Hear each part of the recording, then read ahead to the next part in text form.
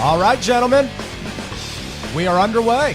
Saturday morning, Go Live Vegas, another edition of TCA with a little bit of a change in personnel here. Out goes the Hall of Famer Aaron Phillips. In comes the He's out of here. Yes, sir. In comes the understudy, Brett Lawson. And as usual, I'm definitely feeling comfortable here because we have the gang of usual suspects. Oh, yeah. The Chief, Matt Mullen. What's Gentlemen, up? absolutely honored to be here with you. Chief, thank you so much for filling in for Aaron on the previous show here on Go Live Vegas, the show we host, the sports talk show Unsportsmanlike Conduct. Chief, excellent job. They're talking everything on the gridiron as it was a football-heavy show. And then today, here on TCA, just a heavy show all around in terms of the headlines, in terms of events coming up.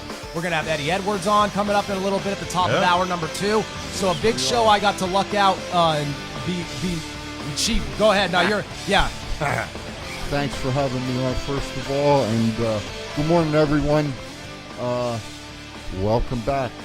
And my good friend to the right of me here, Mr. Matt Mullen, you got a story for us today, sir? Oh, yeah, I do, actually. All right. That's some crazy lady, like, staggering around the building, and she went down to the parking garage. You can tell she was clearly drunk, and she's like, and she started screaming she was driving home, and we're like, I think not. So we ended up having to block off the gates to the parking garage so she couldn't, like, get out of there, and we called the city marshals, and they ended up almost having to chase her through the garage. That sounds like... Because she kept, like, going the wrong way. So once they pinned her in, she ended up going to jail for DUI. That sounds like a 3-day thing at psych ward to test her out. Wow. I love how the stories are venturing more and more into the bizarre every week. I love it because I'm lucky enough to be here. Again, when you guys come on after our show wraps up, I usually hang around on the couch. Sometimes you may see my head in the camera shot even. So I'm always a lingering presence. But being able to be here hosting with you guys, I was very much looking forward to opening the show. That's why I threw it right away to Chief because I knew that's where he wanted to go with it. So had to tee up Matt there for his story. And again, we're happy to have you here on TCA. Join the conversation, 702-329-6947, 855-502-4321 outside the States. As always, we love to hear your thoughts and your opinions on everything regarding the world of professional wrestling. And gentlemen, plenty to talk about today. We hope to get through the phones. We'll get to the chat room. But kicking things off, and obviously I know Aaron has a cadence and everything like that, and we like to do it a certain way, but I hear voices, right? So that's how we're going to, right off the bat, we start off with the segment as we usually do. And exactly. And Like that. I love how I hear voices. So much focuses on the rumor mill, which in professional wrestling, I mean, nothing's bigger than the dirt sheets, than the rumor wire. So immediately jumping in to the rumors here as we kick things off. The youth movement in NXT management, which is a hot topic issue and now has been for a growing number of years, apparently they've been looking for release of some long-term members of the brand. So obviously, Matt, when you orchestrate this rundown every night, you kind of like to go with the rumor of the week, if you will. Yeah. So I'll ask you, what are your main thoughts of this? Because, again, this is something that's been such an issue. NXT's been able to separate itself in terms of their management, their booking, their creative, with going a little bit younger in terms of the demographic, in terms of the appeal of who they're actually trying to draw in. But if there's this kind of chaos in the front office, if you will, or on that management level with this product, that's kind of telling, don't you think? Yeah, definitely. I don't want to see stars like Johnny Gargano or Tommaso Ciampa, Right, and those kind of guys go. But they said Johnny Gargano has like a dark match in, was it SmackDown last week? And that's like the death. That's where wrestlers go to die in And you said, WWE. I remember you said that note on your rundown, sitting on the couch, just chuckling to myself because I'm like, God, that's so true. That's essentially the death certificate. You're signing off. Yeah, as everyone that had like that the Grim last Reaper. run, they were all gone. Always. And that's like almost like a lot of times in wrestling when the stars align, you could kind of, in the positive, see it, but in the negative, you could kind of see it too in the industry. And when those signs start to surface, it usually isn't good things don't follow. Chief, what are your thoughts on it?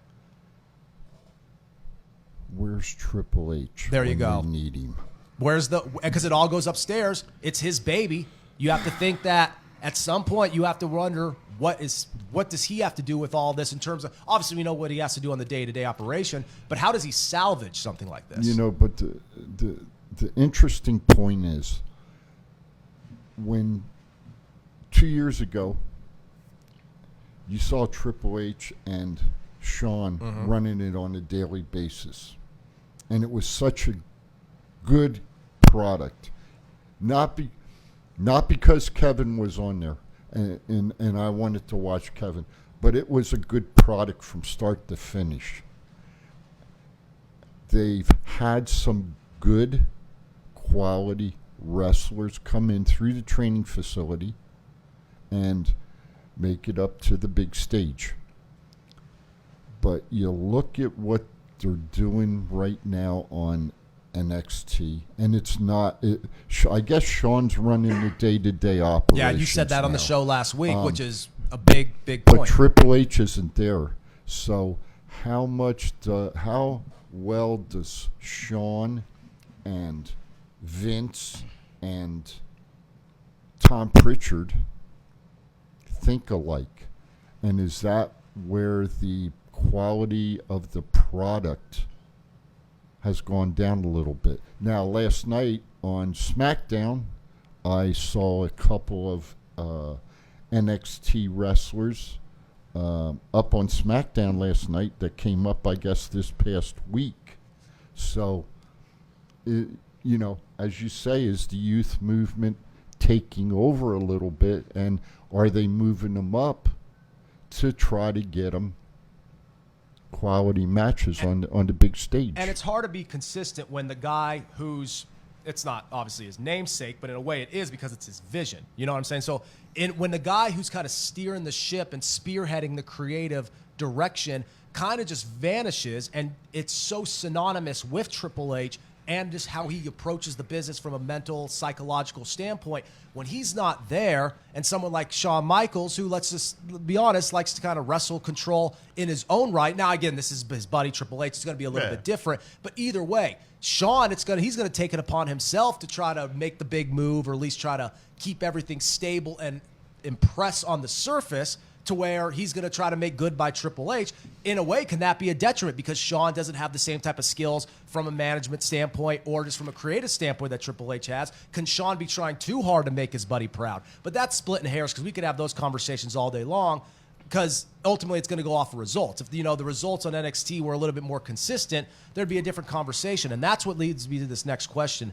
Do you think that NXT did lose a bit of steam when they try to make it the third brand, when they really gave it its own its own platform to stand on as its own show? Now, in the immediate level, that helped a lot, because again, it kind of gave it more of a consistent TV presence every week. It aligned with the same time AEW and everything with Impact was kind of jumping on to the next level for their television deals. So I get why they did it, but has it ever really had the same type of buzz as a whole as it did when it was truly a developmental, league, if you will? I don't think it really hurt them. I think Dynamite, being their direct competition, hurt it. That's a good way to look at it. Because right. Vince was like, if you can't beat Dynamite, you guys aren't really a third brand. So I think that's what brought the whole 2.0 thing on. And that's the problem. So I get what you're saying. So basically what you're alluding to is that it stands on its own as a third brand. It just doesn't stand on its own competing against Dynamite. It's moments like this where you almost wish a Raw or a SmackDown, and in Friday night's case, obviously, but you almost wish a Raw or a SmackDown was lined up against Dynamite, because at least there it has a little bit more of a history, a little bit more of an identity, and it doesn't need to prove itself, where NXT kind of did need to prove itself, at least as a brand.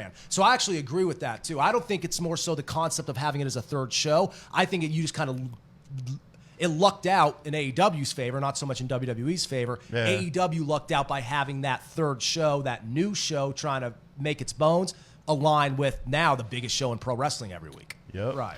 I think the interesting thing is, too, when I look at NXT 2.0 now, the way that they have it set up in there, with the seats and everything, it reminds me of the NWA show. The way that it's circled, the way they present it, circled, right? And then you have the ring. Okay, so I think they went that route. As far as the paint or their new style.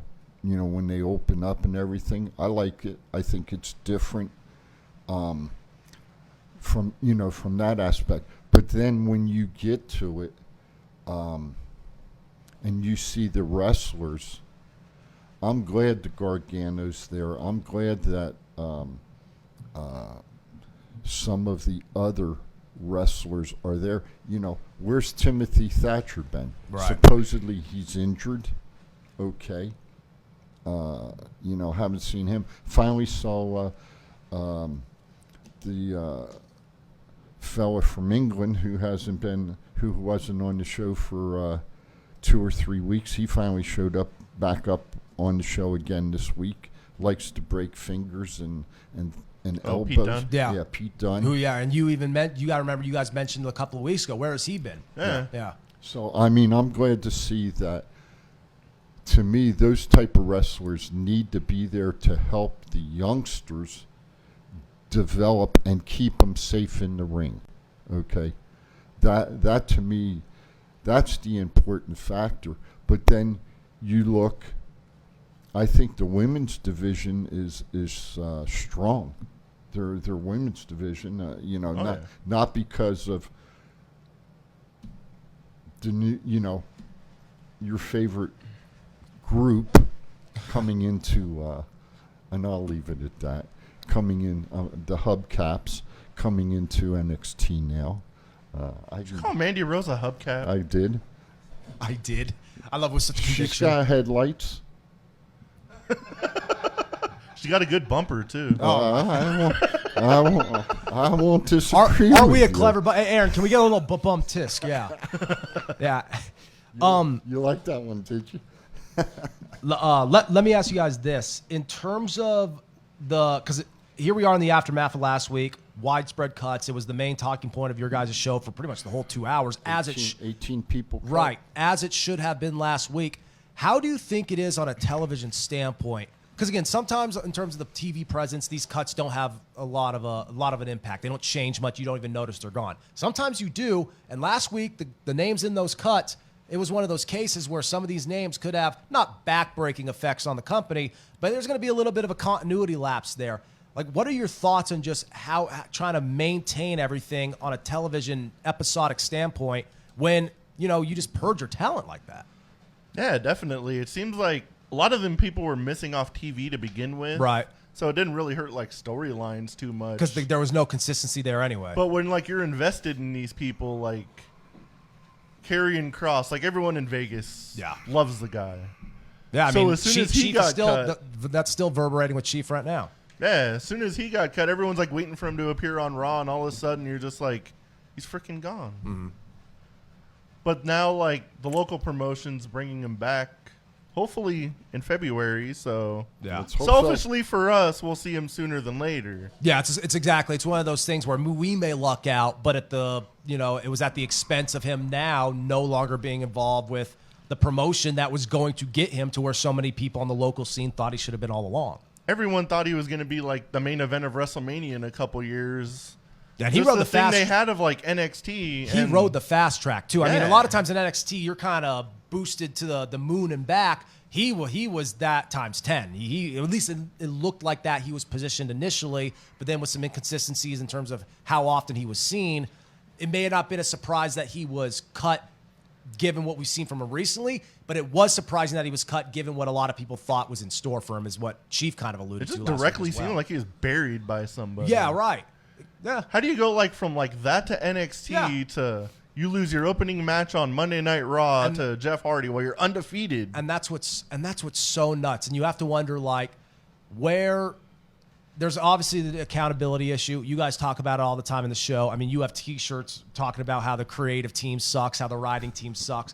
But at the same time, it all ultimately goes back through the talent, right? Yeah. And you have to say, okay, well, then who has the most talent? Well, it's starting to look like it's AEW because, for one, they're bringing people in. WWE is letting people go. And moving on to that, rumors, more in the mill, because we have a stacked rumor mill here for our opening segment. Rumors going around that Okada could be debuting for All Elite Wrestling soon. Who would you like to see him face? And I know that's such an open-ended question because I could easily Everybody. say bingo, especially given who's on that roster right now. Yeah. What do you think, Chief? I'm going to give you two. The first one, 3 simple words: Vincent Kennedy McMahon. And I'm not going to talk no more about that. But I'm going to say this to you. I've watched all the wrestling shows, even Impact. I'm watching Impact on TV. Mm-hmm. I've got my way of getting in there now, so I'm watching it. The hardest working wrestler who I see on TV today is a former WWE wrestler, and that's Bryan Danielson. He is in my mind, he is, watching him, he is the hardest working wrestler inside the ring today. And I think he's proving something to WWE right now that You jumped ship too early. they made a mistake. And if they made a mistake on him, they've probably made a mistake on a lot of other wrestlers they've let go. Especially considering, I mean, you personally, Chief, you said Danielson may be in your Mount Rushmore, and in your top 4 of all time, if you will. And a lot of people would agree with that. And what has he shown ever since going over to All Elite Wrestling? Not only has he shown that he still has it, he's shown he could reinvent himself. And that's why a match between him and Okada, obviously everyone's going to mention Omega. People are going to mention everyone in between.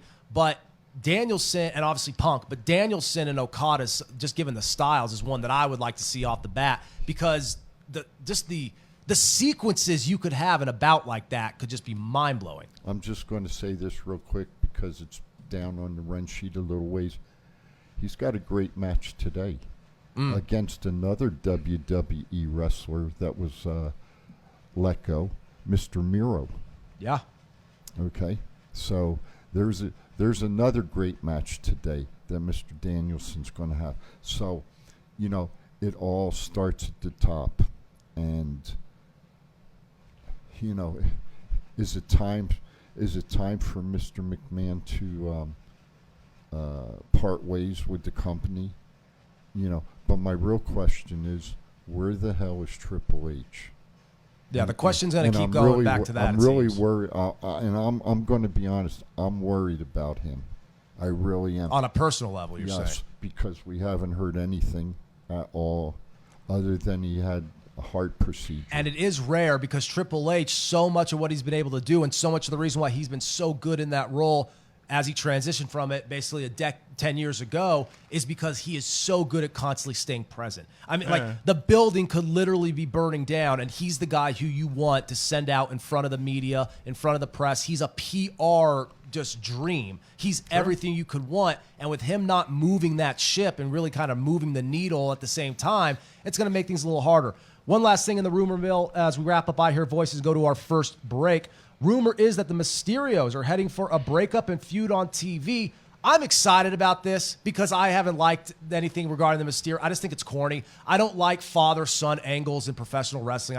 I used to maybe at one point. It's stale. I love Ray's one of my all-time favorites. I love the fact that Dominic, who was there for like so long, in terms of just having like a role on television as Ray's kid. I kind of like how we've seen that pay off in terms of him now entering the business in his own right and becoming a worker and becoming a part of it. But I don't like them being so closely affiliated. It makes this part about Ray's act seem too nostalgic, and it makes Dominic seem like too family dependent. I would like to see them break up, because at least now it plants the seeds for Dominic to kind of go off and make his own career. Ray can kind of transition to wherever he wants now. He's a legend of the game. He could do whatever he wants, but he doesn't need to be at the hip with his son anymore. I think a feud would be great, especially given the fact that it's going to have to be Dominic as the heel, because it's not like Rey Mysterio can ever work heel. So you have the son beating the hell out of his father for a heel turn. That could be a little fun, I think.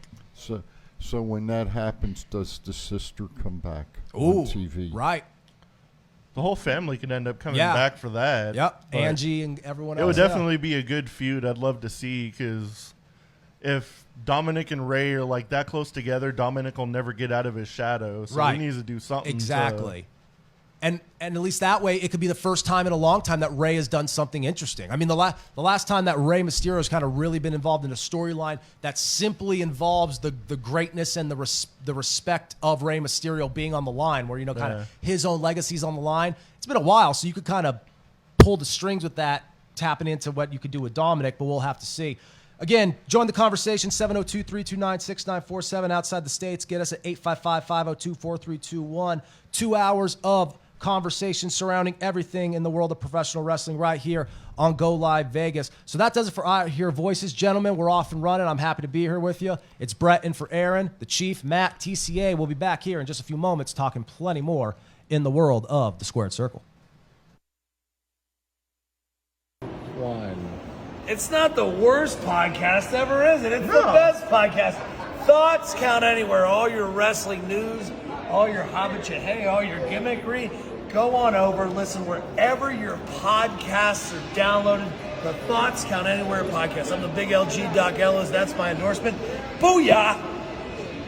At Firehouse Subs, a portion of every purchase helps provide much-needed life-saving equipment to first responders. We make our subs differently because our subs make a difference.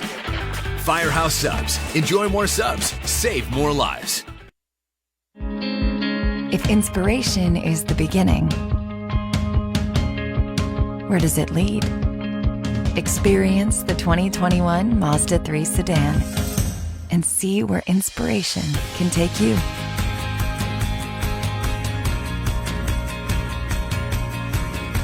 Grab the brass ring in a 2021 Mazda 3 with exclusive FSW discounts at Findlay Mazda.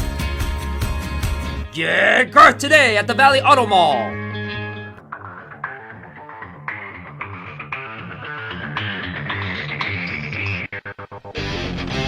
I feel like using that right now. Yeah, as we keep it rolling, you see there, Chiefs 1910's play toy. Thoughts Count Anywhere. Brett Lawson in for Aaron, the Chief, Matt Mullen. Some lively conversation there during the break, but also just some breaking news. Just a bit of a miscommunication there as we were trying to, facilitate who was going to read the comments in the chat room. But again, speaking of that chat room, we want to hear your thoughts. We want to hear your takes, and you could always again jump on the line 702-329-6947, 855-502-4321 if you are outside the States. Again, jump in on the discussion as we are live here on Go Live Vegas. Morning, Rob, Thomas, Nicholas, Mr. Aaron's. Aaron, you need to do your job. Just Shade's watching. Shant's watching. And there you go. Sin City Syndicate, good morning, gentlemen. Absolutely. And, that's why I love hopping on the show with you guys, because on Unsportsmanlike Conduct, we like to go through the headlines. We like to talk everything in the world of sports. But the way this show really has a fan base that latches onto it, it really adds to the element. You have Brandon and Garth Wall calling in on some weeks when I'm here. Every time I'm here, even if it's just sitting on the couch, it seems there's some kind of interaction, whether it be in the chat room. The Brunette brothers are great. Everybody who jumps in on the line, we hope to hear or see the flickering lights here momentarily or at some point in the next 2 hours. For sure. Yeah, because we love to jump on the phones. And, of course, Eddie Edwards joining us as well, so we can't wait to talk to him. So going now, fellas, into the WWE report. Ding, ding, ding. There you go, exactly. The de facto bell, because Chief is always on it, even when the bell is not in front of him. But, so we covered the rumors, and the fun thing about the WWE report is that this is kind of like, it's one of those things where the rumors are a little bit more materialized, even though they maybe not have come to full fruition, but here we have a little bit more weight on them.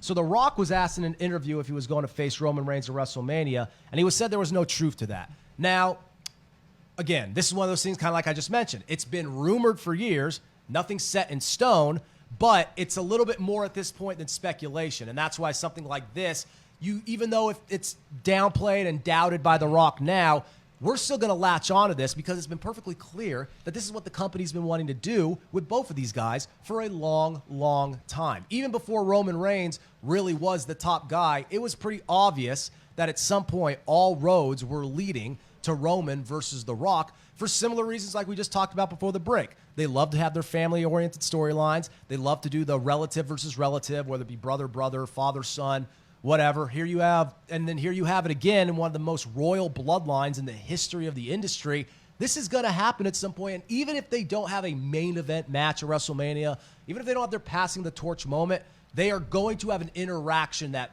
greatly impacts both of them, especially Roman Reigns. I think it's inevitable. I think the WWE for years has always brought back a Hall of Famer. Well, they love the nostalgia. To help out with a heavy match. And it just so happens that probably this is going to be the next heavy match, The Rock and Roman Reigns. Would you be excited about that? Do you think the match itself, while being heavily promoted, do you think it could be a good match quality speaking? With the two elite wrestlers you have, It couldn't be bad. It has to be. I'm with you. You know, it's not going to be a bad match. Let's put it this way: they know how to put each other over. I think the other interesting thing was when I was watching SmackDown last night, they showed a clip of ticket sales going on down in Dallas, and. Well, who was on TV down there with him? The Undertaker.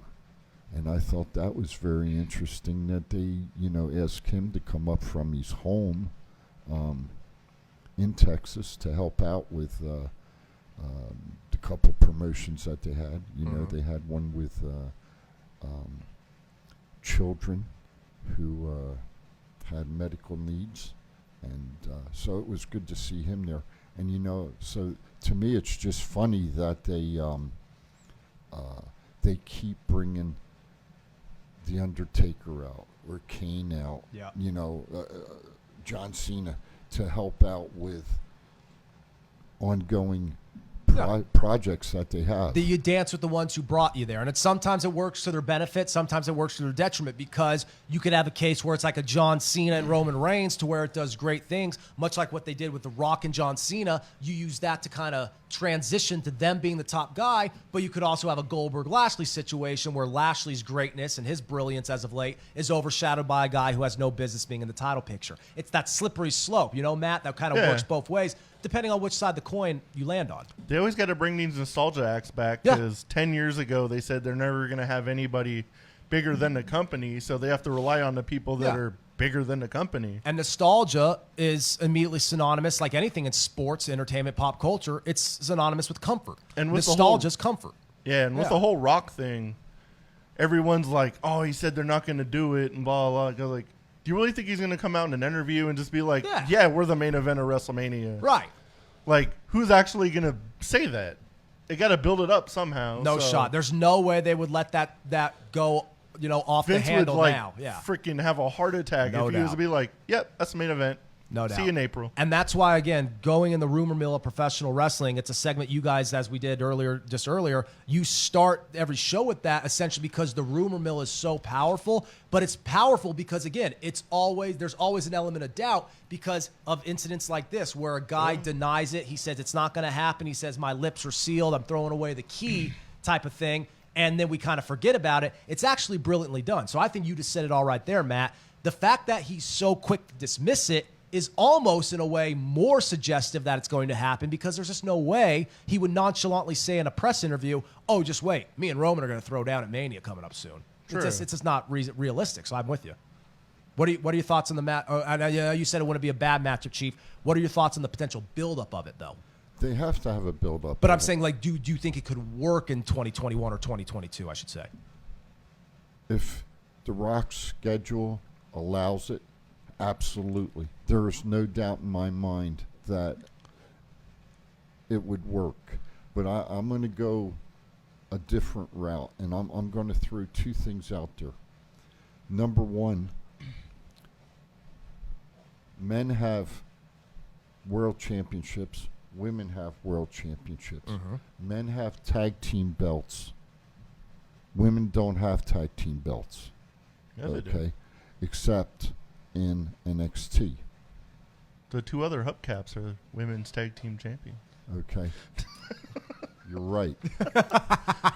What I would like to see happen, and see, I'm stirring the pot here. There you go. That's what we do here. I'm getting ready for my rant. That's coming up next, by the way, so stay put. What bothers me is that they always bring The Rock back, Stone Cold back, Undertaker back, Cena back, Goldberg. What's the other What's guy? the male version of a hubcap? What's the other Goldberg. guy with the bun? Brock Lesnar. Okay. I love how we're at a point in time where who's the guy with the bun? Oh, that's right, Brock Lesnar, the greatest combat athlete the company's ever had. But anyway, Why don't they bring Trish Stratus and Lita back? Especially at a time where everything has changed so much with women's wrestling, to have someone who, like the OGs of women's wrestling, who meant so much to it at a time, and we're kind of Lita and Trish for the longest time were the only saving grace of the women's Raw roster. And to bring them back and kind of have them mingle with the current talent, even if it's not in a full-time capacity, I think that could be interesting. Just my thought. They have a couple times, and Sasha Banks has been leveraging for a Trish Stratus match for ever since a hot minute now. And ever since 2018, when they had the the all women's pay-per-view, you had the Return of the Legends, you had the Women's Royal Rumble match, the first one. We've kind of been getting closer, but it's just one of those things where you're not all the way there yet. I'd like to see something.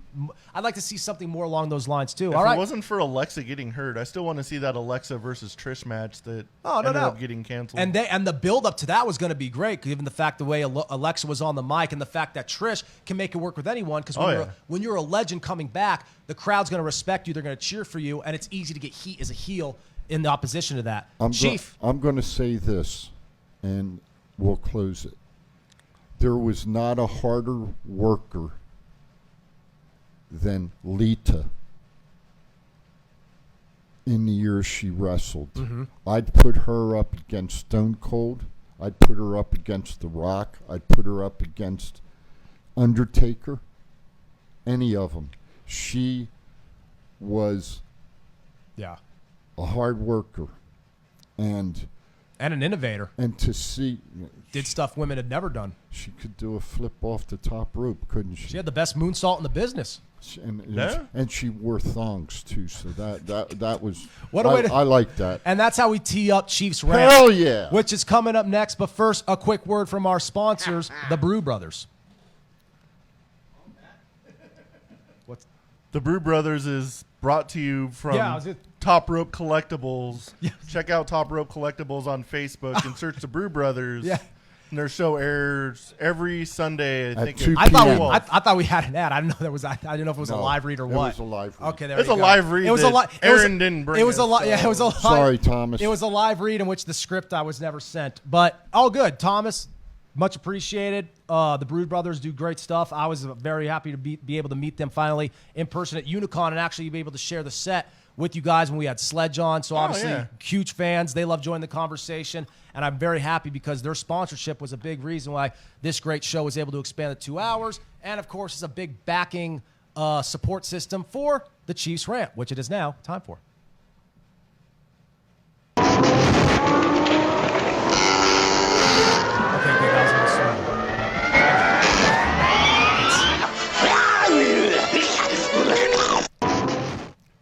Good morning, everybody. It is the Chief. My 3 minutes of fame is now 2:58. Anyway, today I'm going to talk about a few things. First one is tomorrow Versus Pro Wrestling at the Versus Studio at the Boulevard Mall.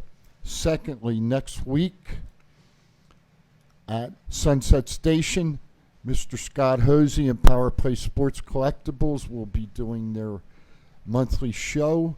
And next Saturday from 10 to 12, Impact World Champion Moose will be signing autographs. So, Sunset Station, next Saturday, 10 to 12, Moose. Then, next week, Saturday night, Sunday night, Monday night, Impact Wrestling, Sam's Town. Main event, Saturday night. Moose, world champion, versus the gentleman that's going to be coming on talking to us in about 30 minutes, Mr. Eddie Edwards. Then we have coming up the 27th at Diversion Entertainment, FSW's show.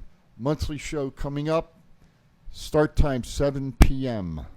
It's going to be a packed show. I know one of the matches is going to be Brian Cage versus Hammerstone, and most of the matches that night are going to be in cage matches. Another one will be Damian Drake versus Matt Vandergriff. The breakup of the tag team. That's going to be in the cage. So come on out. There's some good action. And next Friday night at the MGM will be Booker T's wrestling show coming into town. I believe start time for that 7 p.m. Tickets, I believe, are $20. So that's the Chiefs rant today. I have, if I have any other breaking news, I'll just cut in and pass it on to you. And there you have it. The Chief over and out. I love it. And this is I believe it maybe the third, but at least the second time I've been. And again, I have a presence on the couch most weeks, but I'm lucky enough to be here on the set while he delivers the rant. Although not the same kind of steam that we've had the past. Well, it was an emotional one last week, very heartfelt and very well delivered, and not a lot of aggression this week. More so just some friendly promotion. The PR vehicle was being steered by Chief this week for the rant, so I like it. And as I said, there was a message I put out during the week to all my fellow brothers and sisters and to all the people serving to watch now so I can sit in this chair and do what I'm doing right now. I hope everybody had a great Veterans Day. Absolutely. Likewise, and I think everyone here at this desk would agree with that. So, really quick before we wrap up and go to another break, I just want to touch on another few headlines here in the news cycle. So in a recent interview while speaking to SI.com, Becky Lynch was asked about the Charlotte Flair situation and said that they don't talk anymore, and also said that sometimes the locker room needs a hero-type figure, and she does not mind being that hero. Now, obviously, there's plenty of conversation regarding Becky's role in the company. There's going to be plenty of jokes regarding, the marriage to Rollins and all that. How are they going to play that to their advantage? But aside from all that, what do you think about this? Because women's wrestling has evolved so much. It's exploded in popularity and legitimacy. But now in a culture, in professional wrestling, especially WWE, where so much emphasis is put on locker room leaders, what do you think that says about Becky Lynch? As not just an in-ring worker, but someone who really carries herself and represents the business. What do you think a statement like this suggests, that she wants to be more of a hero behind closed doors? I think she is kind of like a locker room leader. Already. She is like she's like the PR person for the women's division in WWE. Even though they do shove Charlotte straight down our throats, whether we like it or not. It's funny you say that, Matt, because Mr. Rankin said, stop pushing Charlotte down our throats. There you go. So, how fitting in time. True. It's like they're trying to make her 16-time champion in a matter of as fast as they possibly can. And we knew they were going to do that anyway, but you could pump the brakes a little bit. I was like, she's got to have somewhat of a long career, marathon, not a sprint. And that's what will make the rivalry that is so easy to do and go back to every couple of years with her and Becky. I think it would be better if you blast Charlotte to another galaxy in terms of the amount of title reigns she has. No matter how popular Becky is, no matter how over she is, it's harder to sell as a legitimate, evenly matched bout. You can't sell it as the Randy Orton, John Cena when the gap between them in terms of title reigns is so big. And again, Becky has some clout too. Yeah. But the way they're packaging Charlotte, I agree. It gets a little tedious. But Becky, again, if she has the respect of everyone behind closed doors, she ultimately is going to be kind of the one that really everything goes through. Maybe not to the status of, an Undertaker type enforcer, of course, but she's going to be someone who everyone reverts to backstage.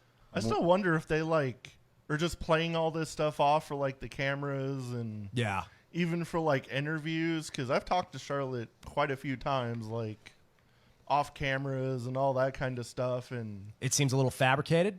I think it's a little facated. It's a worked shoot, basically. I could see that. That makes sense. I don't know. They're playing it pretty well, to the point you're like, is it not? It kind of remember a few years ago when, CM Punk, the whole thing with the Fox deal in WWE, and they saw FS1 as an analyst, what was it, WWE Backstage? Yeah. And then once Punk became a broadcaster for them, essentially in that very brief time before AEW, there was a lot of interaction with him and Rollins on Twitter, and it almost seemed forced to the point where it was all there's some heat here, but I don't think the heat is as extreme as we want to make it be. It just seems timely because Punk is back in the swing of things as an analyst, and Rollins is the head guy. It kind of has vibes of that to me, so I get what you're saying, Matt. Chief, before we go to break, what are your thoughts on the dynamic between Becky and Charlotte? Do you think there's legitimate heat there? If it's anything that's going to be like CM Punk and his opponent today, it's going to be a fist fight. And that's what I think. So you think it could get nasty? I think it's eventually going to end up that way with Becky and Charlotte. I mean, there's a lot of ego there, and only one could really be the head honcho. And that's what, there's only so many dynamics where you could really walk away with two people in the conversation. Like The Rock Austin is one of those dynamics where when you think of one, you automatically think of the other. Yeah. Where when you think of Cena and Orton, you're always going to kind of put Cena a little bit higher on the hierarchy. Much of that is because of the shortcomings of Orton and the behavioral issues he had in the past that kind of messed everything up for him in those early years when it was looking like he was kind of being package is the next big thing. Did you see Punk and Kingston this past week? Brilliant. It got personal. Oh, it did get personal. It got personal. It did. And you know what? And it needed to. As Mark Henry said this morning, it's going to be a real fight. Yeah. It ain't going to be a fucking wrestling There'll be match. some potatoes. Okay. And for those of you who tune in, I'm sure many of you do as diehard wrestling fans, as most people are of the show. But a potato is one of those shots that, I mean, we had guests on just a couple of weeks ago talking about them. You know when someone lands a stiff close-handed fist in a wrestling match. You could see one of those. There's going to be a lot of it happening on That was one match. of those segments of Dynamite. Everyone's like putting their phones down. Yeah. Whoa. That's what. Exactly. It's like that fine line. You don't know if it's about to be a full-blown like brawl that you see break out in a bar because two guys get chesty and are talking shit, or if it's just going to be one of those things that they build up for the cameras. That goes to show how professional Punk and Kingston are. But as Chief just said, it shows it's personal. If Becky and Charlotte get to that, it almost would be this. What I'm not going to say it's what women's wrestling needs, but it's like that. When that happens, that's when you know women's wrestling has fully made it because now the storylines are carrying over, and now ego and personal pride is at stake. Can I ask the question? How long has it been since Ronda Rousey's had her baby? Like About 2-3 months. I was going to say 3-4 months, maybe a little less than that. Yeah. I think, personally, I think it's going to build up between Becky and Charlotte, and Ronda's going to come back Into the mix. and it's going to be a three-way. And that's the last time we saw Ronda. So there will be a lot of good continuity opportunities there to kind of immediately bring Ronda back into the mix. It would be easy to sell a return from Rousey, especially when you already on the surface have the Charlotte-Becky feud, because that's what they did all along initially. At the whole Survivor Series brawl, they were building up Becky and Ronda. Charlotte wasn't even in the mix. They realized bringing an athlete of her caliber and someone who could add into the storyline, it made it a whole new dynamic and made for that great triple threat match. That sounds like direct weird shitty ending, but great creative. match. Yeah, right? Exactly. They'd be like, guess what? Rematch! Yeah, exactly. What should we do? We have one of the biggest, crossover stars in recent memory coming back. We'll do the same exact thing she did when she left. Twice in a lifetime. Exactly. All right. So still plenty more to come in the news cycle. We'll tackle it all. WWE, AEW, Impact, and, of course, Eddie Edwards coming up at the top of hour 2. So stick around. It's Brett in for Aaron, Chief, Matt. Thoughts Count Anywhere. We'll be back in just a second. It's not the worst podcast ever, is it? It's the best podcast. Thoughts Count Anywhere. All your wrestling news, all your hobbit all your gimmickry. Go on over, listen wherever your podcasts are downloaded. The Thoughts Count Anywhere podcast. I'm the big LG Doc Ellis. That's my endorsement. Booyah! If you order Firehouse subs online or with our app, we'll have those delicious, melty subs boxed, bagged, and ready to pick up with rapid rescue to go. Firehouse Subs. Enjoy more subs. Save more lives. Sin City Sublimation is an all-in-one design and manufacturing shop making everything here in Las Vegas. Most companies have everything made overseas. We do not and can do all the work in 2 weeks or less. From the court to the field, we have all types of sports uniforms for your liking, but if you are looking for something else, we also make memorial shirts, birthday shirts, and fan gear for your kids' teams. Send us an email at sales@sincitysublimation.com, and if you mention Thoughts Count Anywhere, we will take $5 off each shirt with a minimum of 12 purchased. A pro wrestler-owned business, we are known for reasonable pricing with a fast turnaround, all made in the USA. For more information, go to sincitysublimation.com for more. This is John Cena. I just wanted to send you a congratulations on your podcast. Thoughts count anywhere. Because indeed they do. Thoughts are important. I mean, what would we do without them? And how can they not count anywhere? Is there a place that thoughts don't count? I can't think of one. Well, I just wanted to say thank you very much, congratulations, and good luck on the podcast. Thoughts count anywhere, because they do.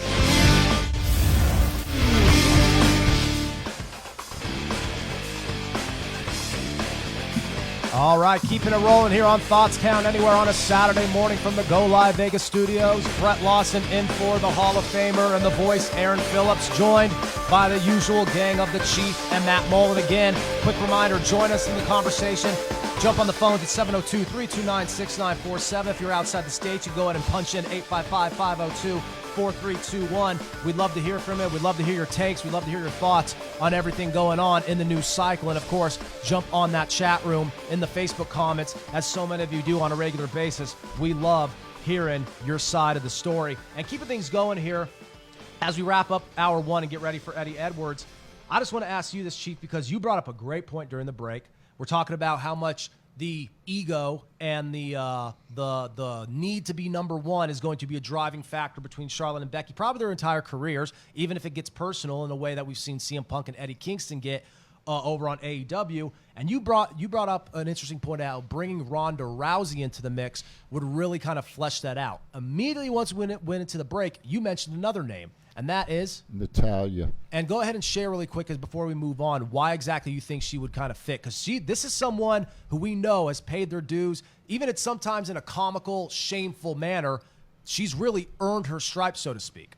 If you stop and look at it, in my opinion, she's the one today who is sort of like Lita. When Lita was back in the day, she helped women get over. Maddie's had matches just about with everybody in the women's roster, and for the most part has put them over. You know, she held the tag belts, and but she's never, that I can remember, ever held the women's championship. She was SmackDown Women's Champion. Was she SmackDown? Yeah. Okay, I stand corrected. But she's never in the mix for the main event matches anymore as a single competitor. Why aren't they putting her in with Charlotte? Why aren't they putting her in with Becky? And she's one of the few who really has the psychology to kind of work a match with them. I mean, she's done a lot of grappling training with Ronda Rousey. She's great friends behind the scenes with Ronda Rousey. That's something else, because you talked about bringing her into the mix. You could have those four athletes into the title picture on the main event scene. Think about all the different things you can do there, and yet we never want to think of Natalya in that conversation. We just always think she's put on the back burner. What if you put the two egos together and put Ronda and Natalya together? Oh, it'd be great. Because especially with the history that they have and the history that Becky and Charlotte have, even if it's some animosity and some beef, whether that be legitimate or not, if it's a work or a shoot, Becky and Charlotte, just by constant association with each other, a la Cena or in Rock Austin, that's going to sell itself. So I'd be down for that. And let Sasha be the referee.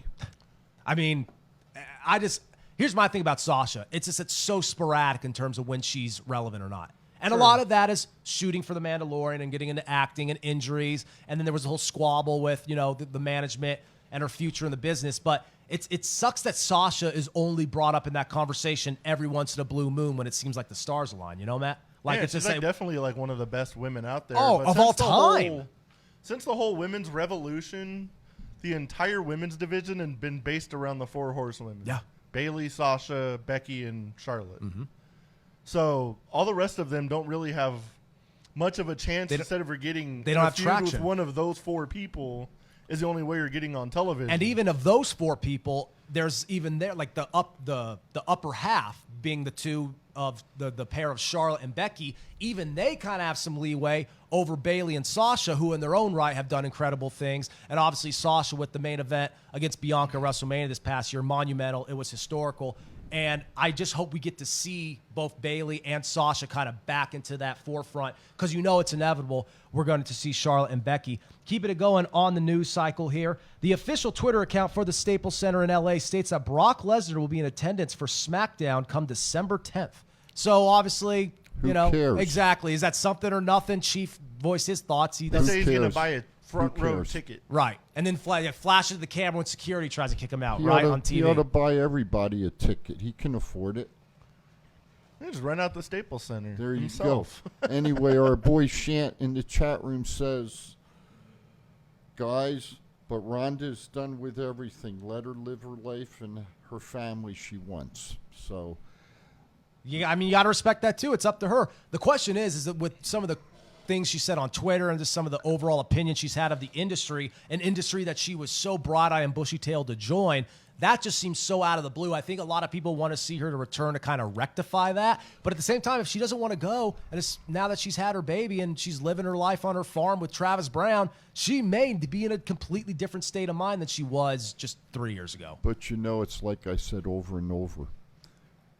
When Vince's dad had the company, right, the wrestling, the shows were a lot different than what Vince puts on now. And it's due to, I hate to say it, creativity, whether good or bad. Lack thereof, even. Whether good or bad, the wrestlers that we have today, how many potatoes were thrown back in the day? Every match. Versus today.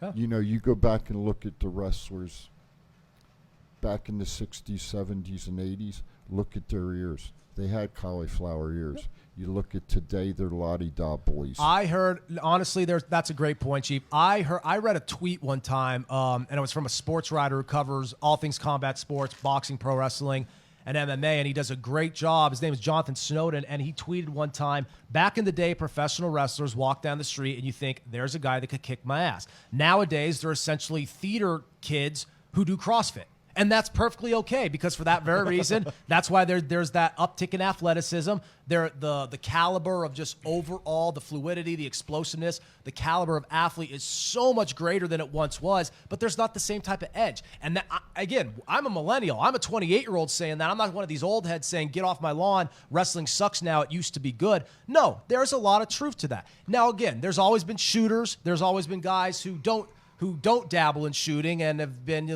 more susceptible to getting hurt by shooters, but there was always that element of toughness and a risk of knowing that if I do something wrong and if I, get out of line here, I'm going to get my ass whooped, because this is a guy who's capable of really screwing me up if he gets a hold on me or if he does land a potato on me. Now there's these guys who they'd probably run at the first sign of violence because they're not cut out for that life. They're not built for it. They don't want to be. And it's okay. The Undertaker goes on, Joe Rogan and complains about the video game culture of the Xavier and some of these other guys, but that's what they want to do. The more power to them. But I do agree with Chief. You also can at the same time, I don't want to say point the finger, but you could kind of look at them and say that's where it's different. There's nothing wrong with you wanting to stay in a bar and pick up women like the guys used to back in the day from one town to another, and then start fights with random dudes and break orbital bones and noses and get off scot-free. I think a lot of people are happier the product in the industry has cleaned up a little bit, but at the same time, that mentality, that approach is also not going to be there. So it's one of those pick your poison type of things, Chief. If I was going to do something, I'd want Blackjack Mulligan. I'd want Dusty Rhodes. Haku. Yeah. Harley Race. Yeah, Harley could throw a punch, I guess. Dick Slater. Billy Robinson. You know who I'd really want, though? Lou Thez. Yeah. I'd say the two I want would be Billy Robinson and Lou Thez, and then probably Gene LaBelle. And you know what? I'm going to put Kurt Angle in there too. No doubt. All right. If I needed somebody to watch my back, yeah, they'd be the type of guys I want. And even like a Gagne, those guys with that amateur background, it's the guys with a martial arts oriented background. A lot of times now guys cross-train, but again, it's to boost the athleticism. It's to boost your fluidity and your maneuverability in the ring. Yeah. Back then, it had nothing to do with that. Back then, it's like, I'm doing this. I'm boxing in my spare time. I'm bouncing at bars or, collecting for the mob in my spare time because I need to be a real badass in real life. And even if it's predetermined, I need to sell to these people that I could kick anybody's in this arena's ass. And you know what? In his prime, you know who else I'd want? Captain Lou. Really? I heard he was a little Captain Lou and Tony Altamori. Yeah. I'll take Danny Hodge. Yeah. Oh yes. Yeah. Danny Hodge, Billy Robinson, Vern Gagne, Gene LaBelle, Lou Thez, all those guys with like that strong catch can type of background. Nick I'm all for. Bockwinkel. There's another good one. Bob Backlund. I mean, there's a lot of guys who would and you look tear your arm off. And you look at them. The majority of them had cauliflower ears. And cauliflower ears, and we're no strangers to black eyes and broken bones and busted knuckles. It was true, a rough and tumble type of atmosphere, because there was that, it was a standard. You had to earn your stripes. And someone who knows about that, being The Undertaker, as we wrap up here before we head into our hour number 2, Taker said in an interview that he wished Roman wound up breaking the streak back in 2014, not Brock. Now, speaking of shooters, right, we're talking here about guys with legitimate fighting and or amateur wrestling backgrounds. A big reason why Vince wanted Lesnar to be the guy to finally break the streak was just that. Vince says if there's one guy who could finally topple the mystique and the power of The Undertaker, if you will, it's a guy who could who's basically the baddest ass we've ever had in the company in terms of the MMA background and the sheer freakish size and athleticism. They thought they could really convince people that Lesnar was the guy, and Lesnar made a whole new career out of it basically ever since then. Here's Undertaker saying that he would have had it be Roman, which in the moment would have made a lot more sense. Brock didn't really need that push. Roman at the time, given the Shield was just getting ready to break up, would have made a little more sense, don't you think? True that. And with Brock Lesnar, I wonder what his UFC career would have done if he never got diverticulitis. Yeah. And all that kind of stuff. I don't think anybody would have got that belt off of him. It's so much of Brock Lesnar has been the benefit of hindsight in terms of whether you praise him or you're short to praise him. Go watch the old footage, whether it be through UFC Fight Pass or you could go YouTube it. The quick twitch muscle fibers that this guy had to move around in the heavyweight division, it did not make any sense. Technically, he's a scary individual. Yeah, technically he may have never wowed you. I don't know if I've ever seen someone so physically equipped, if you will, and so just freakishly skilled in terms of being able to use their body and athleticism to their advantage to make up for that technical gap like Brock Lesnar. He said it. It's what allowed him to dominate as a Division I heavyweight wrestler. It's what allowed him to dominate in professional wrestling, and it allowed him to dominate for a short time in MMA. So he's one of those guys. He truly is one of those ninth wonder of the world type of attractions who also has a badass reputation to go along with it. I mean, it's one of those guys where I see why Lesnar was chosen. It should have been Roman, though. But in terms of the benefiting a guy's career moving forward, Lesnar didn't need that push. Well, I've worked security a long time. Not a lot intimidates me. Brock nowadays. Lesnar will, yeah. But I've seen him stare somebody down, and I looked over. I was like, the fuck not. Nope, see you later. Dude's a monster. I have some breaking news. December the 7th. Mark this on your calendar. At Firehouse Subs, 5705.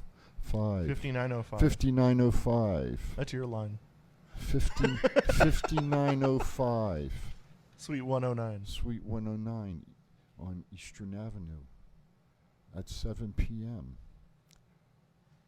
I have been working very hard to get this gentleman on the podcast, the remote podcast that night. I've been working hard. He's my hometown boy. He's from the 5 Points. Not you people out there don't know what the 5 Points are, but this gentleman does. Mr. Remy Marcel will be our guest at Firehouse Subs, December the 7th. Come on out and join us, because the Chief said so. There you have it. What a way to wrap up hour 1. Looking forward to that one. Book it in stone, absolutely. And great timeliness there, Chief, with the confirmation there. So you heard it. Be there. And you guys obviously do those remote shows regularly. Our producer, Aaron, and everybody here involved at Go Live Vegas who makes that happen, does a great job. So, of course, looking forward to that. Aaron will be there for that one with the usual gang. But we here today keep it moving along with Aaron out of the picture. It's Brett Lawson in with Matt and the Chief. Hour number 1 in the books. Hour 2 coming up, so stay put. Eddie Edwards on the way. It's not the worst podcast ever, is it? It's the best podcast. Thoughts count anywhere. All your wrestling news, all your hobbit, all your gimmickry. Go on over, listen wherever your podcasts are downloaded. The Thoughts Count Anywhere podcast. I'm the big LG Doc Ellis. That's my endorsement. Booyah! At Firehouse Subs, a portion of every purchase helps provide much-needed life-saving equipment to first responders. We make our subs differently because our subs make a difference. Firehouse Subs. Enjoy more subs. Save more lives. If inspiration is the beginning, where does it lead? Experience the 2021 Mazda 3 sedan and see where inspiration can take you.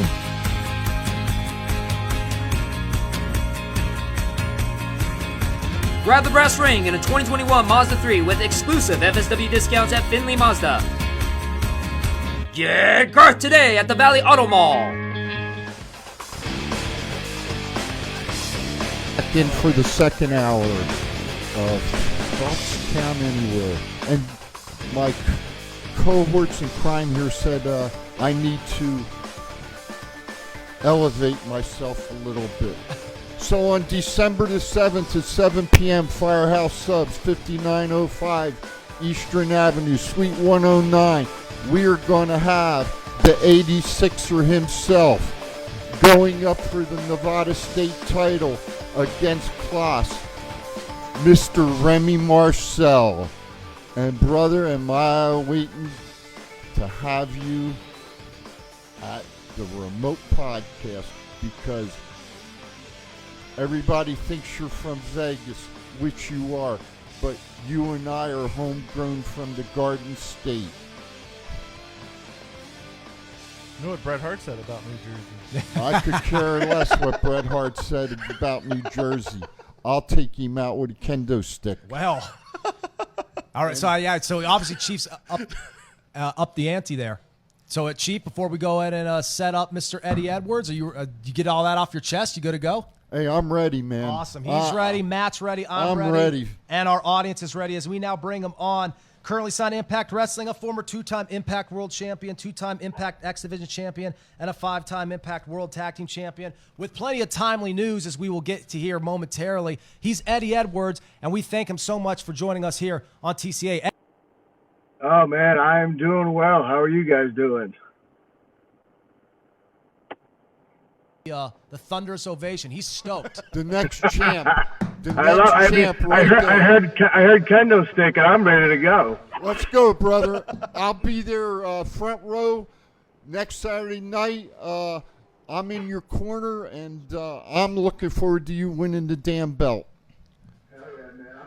I'm pumped. You know, it's been a while since I've had an opportunity like this to kind of to regain that world title for an elusive third time at this point, and you know, going against Moose, no slouch. There's no denying what he's been capable of lately.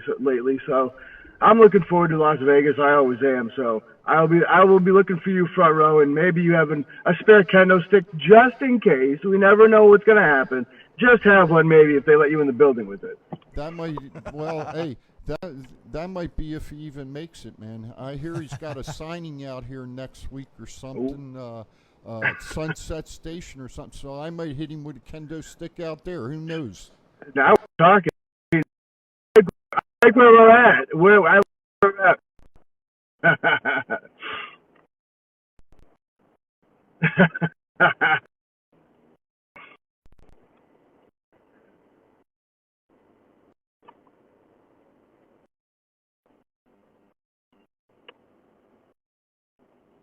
You know, I think it was somewhat of a similar. A lot of people see how those China guy was Hogan, Macho Man, just the whole thing of wrestling when I was younger, real young. You know, as I started to get older in my early teen years, I fell out of it. I was playing sports, basketball, playing baseball, stuff like that. And then actually my young brothers, imagine that. My brother, he was wrestling at the time, and he got me to watch it one night. And you know, for people, it's a moment or it's one event that got him. For me, it was he turned on. I was like, wow, this is something different. This is something to do. You know, it was the atmosphere. It was violence, brutality. It was the showmanship. It was everything combined. Where it's like, okay, I need to find out how I can get into this.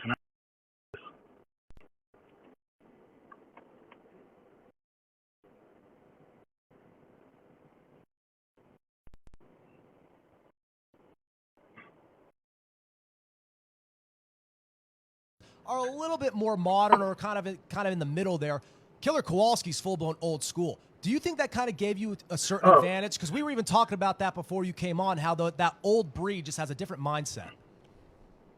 For sure. There's no doubt about it. I can still close my eyes. Even just talking about it now, I still get the chills. I can remember walking up the creaky old stairs upstairs to Walter Kowalski's, School of Professional Wrestling, and it still brings me back. And I remember walking that first day and, Walter sitting down in his chair, which he would be every day. At the time I started, he wasn't in the ring per se every day training people. He was coaching from the outside. Slick Wagner Brown, another local guy from the Boston area, was the head trainer at the time.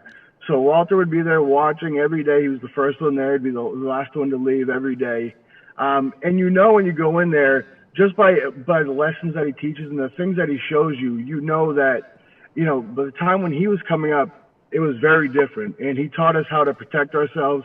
He taught us how to, take care of business if that's what needs to happen when we're in the ring. You never know, especially, back in the day, you don't know if somebody might try to take advantage of you. And, he gave us the weapons to kind of help protect ourselves if a moment like that did happen.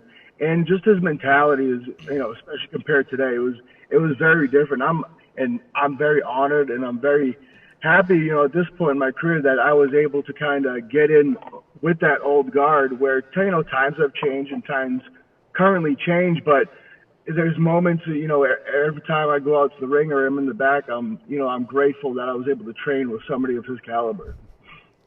Hey, Eddie, it's Chief.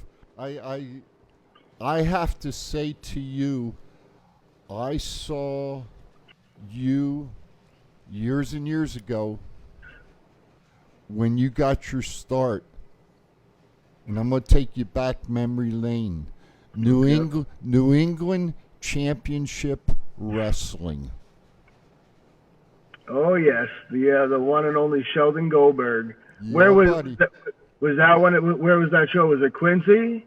It was Quincy, and that's where I got to see you the first time wrestle. So I followed your career ever since. Thank you. And what you have coming up Saturday is well deserved. You were trained by one of the best. I got to see Killer Kowalski many times in Madison Square Garden. Awesome. So, yeah, you are trained old guard, brother. And yeah, man. I hear you. And the one thing I can say, and I'll say it, is when an opponent gets in the ring with you, you know how to take care of them properly. Mm-hmm. And you know how to throw a potato if you need to. Exactly, and I've always kind of wanted, even from the days of NECW, it's kind of where I started working, more often than I did anywhere else, along with my one of my best friends, DC Dillinger, who has passed away, unfortunately, my boy. But from that point, even up to this point in my career, I've always wanted to be one of those guys. When a guy knows that they're going to wrestle me or they know that we have a match, I want them to know, like, all right, I'm in for it. Like, I want them to know, like, it's not going to be unsafe, but we're going to go out there. We're going to I want to feel exhausted. I want to feel beaten up after the match. And this Saturday night, that's how it's going to be against Moose. I know that I'm going to be beat up. I know I'm going to be bumped and bruises and possibly bleeding, who knows, but he'll be doing the same. And I look forward to that motion. I look forward to walking back through the curtain, and it all washes over, and you're like, damn, we went to war out there. I heard Arn Anderson say one time, and I want to ask you, when you come through the curtain, you come out, you got goosebumps. When you go back behind the curtain, you know if you had a good match or not by the way the crowd reacted. Do you still feel that way today, brother? 1,000%.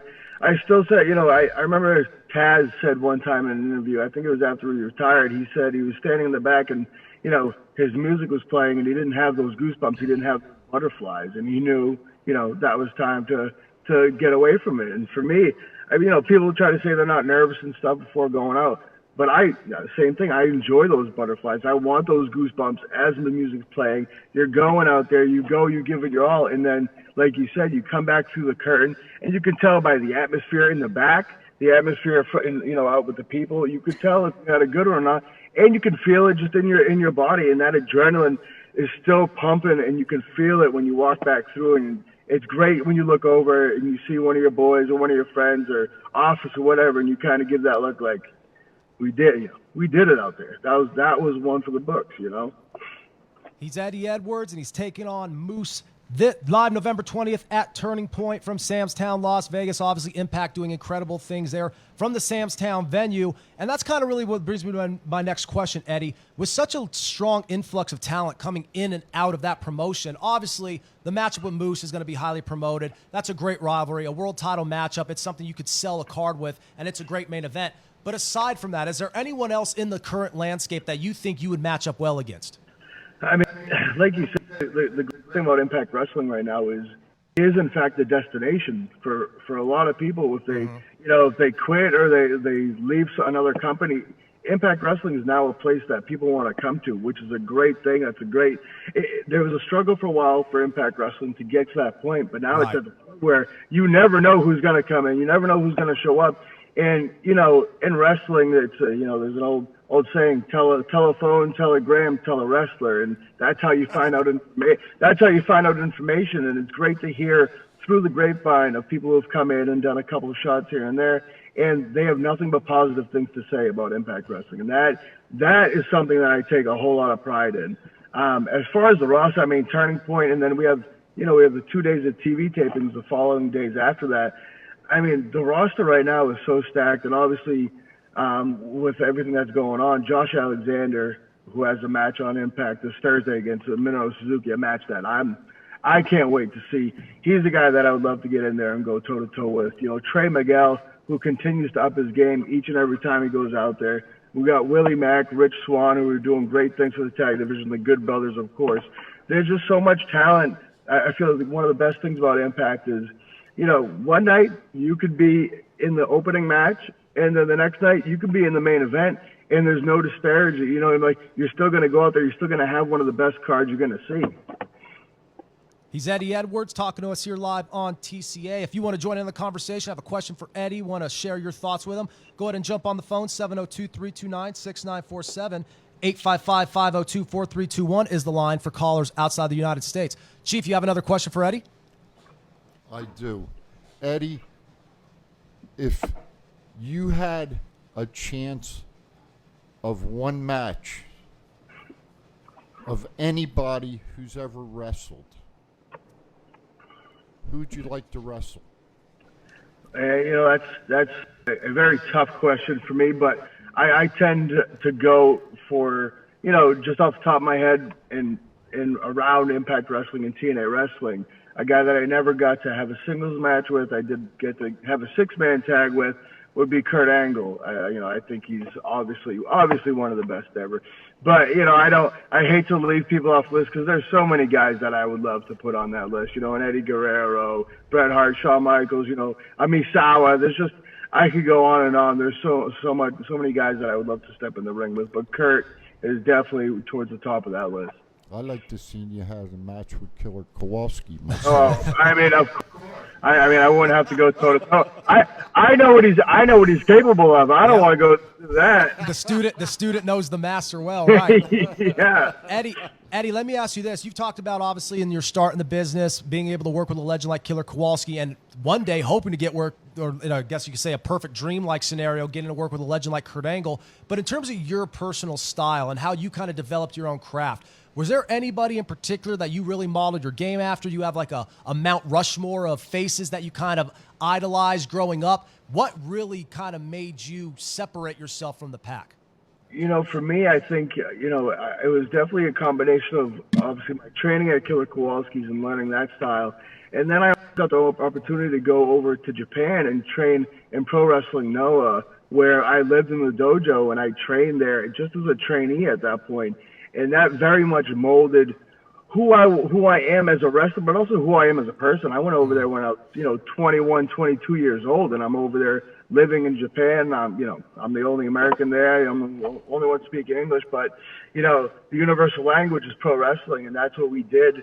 And so at that point, I learned so much from so many great guys over there. I mean, obviously you have a Misawa and a Kenta Kobashi and Jun Akiyama and guys like that. And then it was the newer guard who were training, us in the ring, like a Marufuji and Kenta and Kotaro Suzuki and Ogawa were training. So I feel like I try to take a little bit from everywhere. I've never wanted to be, some guys get into wrestling and they have, one idol or one person they want to mold themselves after.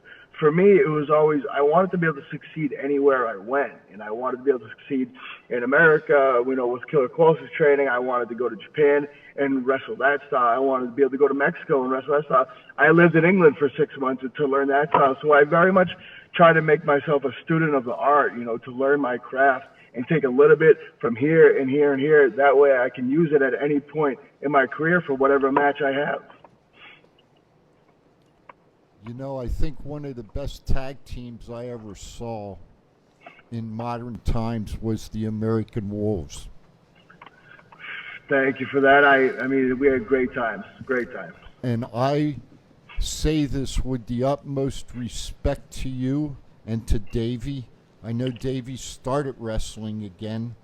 I would hope that I can say to you, Eddie, I'd like to see the American Wolves one more time. And the thing is, we actually reunited for our first tag match in 4 years, I believe, a few weeks ago at Wrestling Revolver in Iowa, and we wrestled there. And honestly, it was like we didn't miss a beat. We get in that ring, and the chemistry's there. We look at each other. I know what he's gonna do. He knows what I'm gonna do, and it's onward from there. In wrestling, everybody knows you never say never. And that's something that I'd be, I'm more than open to, and I enjoy tagging with Davey, and I'm happy to see him back in wrestling again. Yes, sir, I agree with you. And I just want to say, next Saturday night, 7 p.m., Sam's Town Live, Mr. Eddie Edwards, who we have on with us now, going against the Moose. Moose.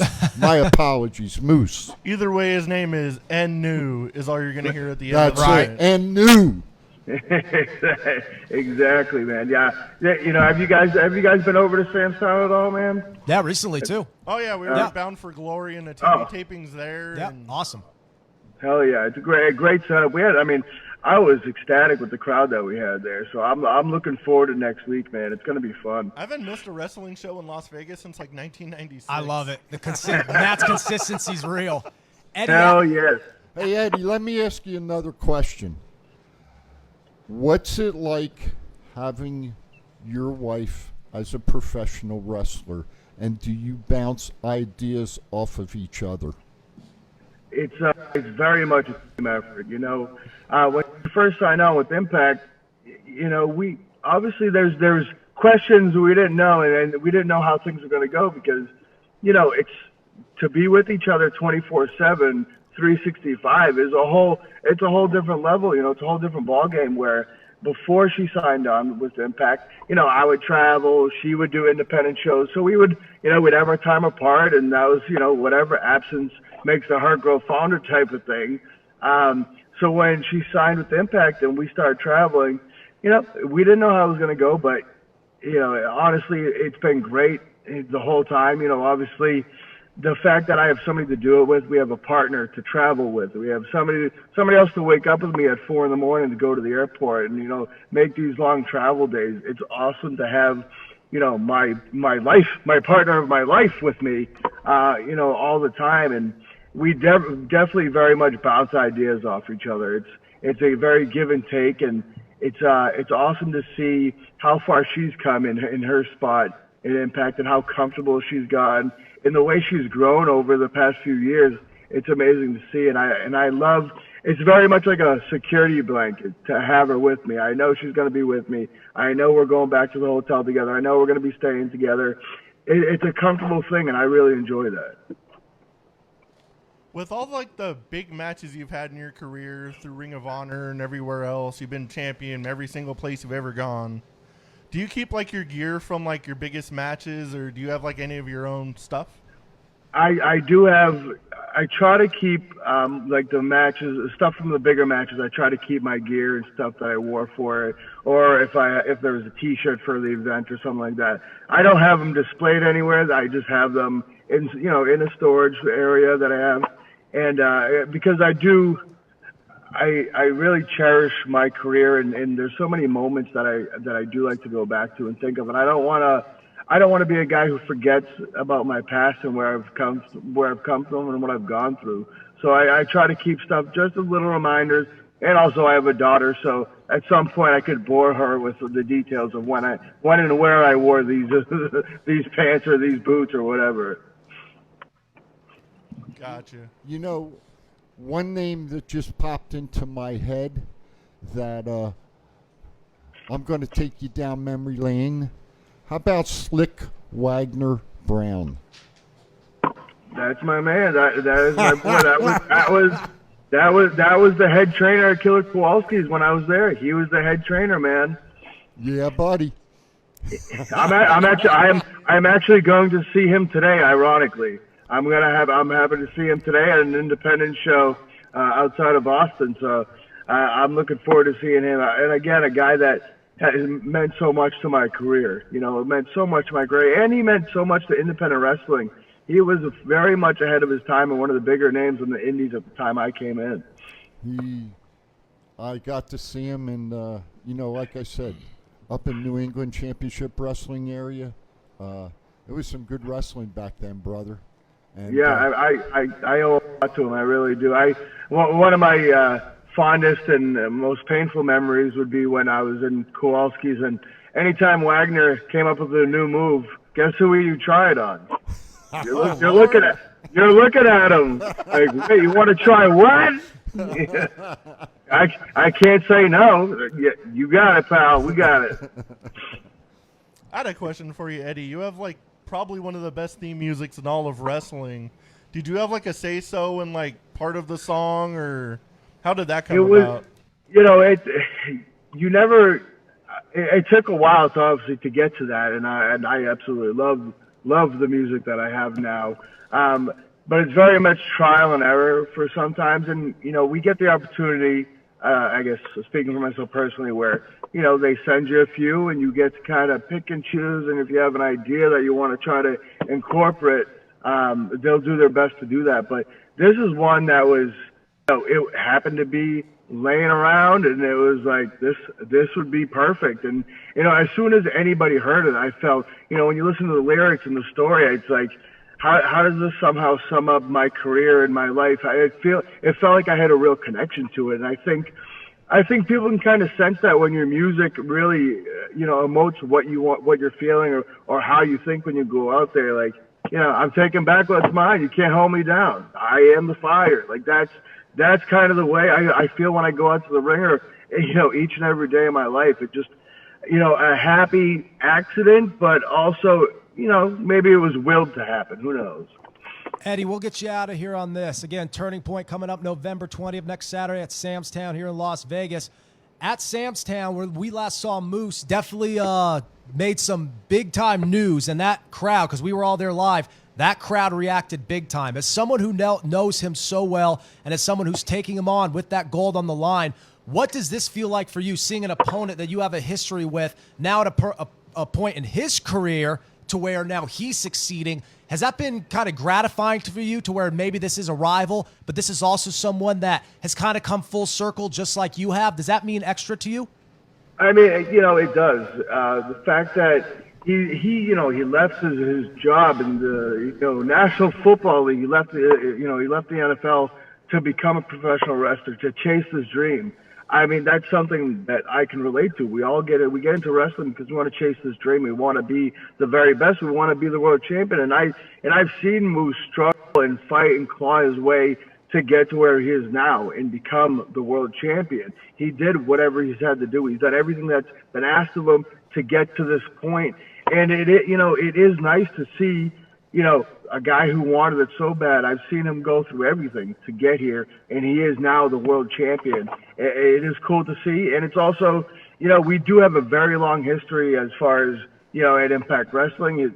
his debut, he came out in a match that I was in, and he beat me up. You know what I mean? Like, we have a very storied history. We have the history with me and him, and obviously myself and Alicia. And then also just personally, we know each other. We see each other. We travel together. We have traveled together. Things have changed. It's a little bit different now, but I know what he feels like going to this match. I remember what it's like to be the new champion, and you don't want to be that guy who goes down to the record as one of the shortest reigning champions of all time. And that's my goal on Saturday. And I also enjoy the fact that we spoke earlier. I know it's going to be a war. I know that we're both going out there, and we're going to leave it all out there. We're going to leave it all over Sam's Town. I mean, things are going to get crazy. I'll do whatever I need to do to get that title back, and I know he's going to do whatever he can do to keep it. It's going to be one of those matches where I walk back through the curtain either ecstatic and beaten up or pretty pissed off and beaten up. Either way, I'm going to be beat up, and so is he. Eddie, let's close on this. This is going to be the last question from us. Well, actually, I think the last question is that we'll wrap it up here. You nailed it right there, Eddie, because we were just going to ask you what your message to Moose was, and you said it all right there. You made it clear this is going to be a war come Saturday. You have a personal history with him. You've admired what he's had to come through in his career to get where he wants to be now with this gold around his waist, but now you have an opportunity to take that from him. So again, he's Eddie Edwards. He's taking on Moose with it all on the line next week from Sam's Town here in Las Vegas at Turning Point. Eddie, thank you so much for joining us here on Thoughts Count Anywhere this morning, and good luck in your bout coming up in a week from now. Thank you, guys. I appreciate what you do, and thank you for the support. Appreciate it. Absolutely. Have a good one. Best of luck to you, Saturday. boss. Thank you, Eddie. Thank you, guys. We really appreciate it. So there you go. And, guys, it's always so cool, and I've been lucky enough just to be in the studio, whether it be on the couch, to join in on the festivities when you have a big matchup coming up, a big card coming up. So when you could get some of that talent on the show to not only just look ahead, but talent who has a history with his opponent, that just makes it that much more, I guess you could say, it makes it deeper, it makes it juicier, it just makes it, for us as wrestling fans, so much more worth the while. So we can't wait for that. Yeah, it's going to be a good show. I can't wait. Yeah, there you have it. So we'll go ahead and reset here. Great stuff from Eddie. We had him on for nearly a full 30 minutes. Amazing answers from both his past throughout wrestling, his upbringing, and, of course, where he is now. So, again, catch him next week taking on Moose live from Sam's Town. TCA will be back right after this. It's not the worst podcast ever, is it? It's the best podcast.